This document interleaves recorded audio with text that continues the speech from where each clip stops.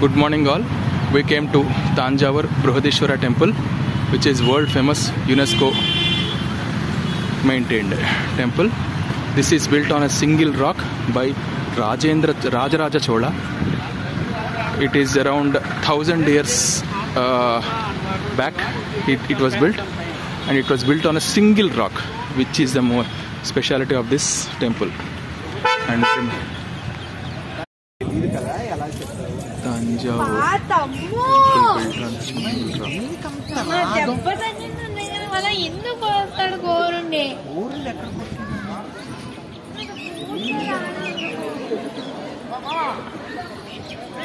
extension to the previous video.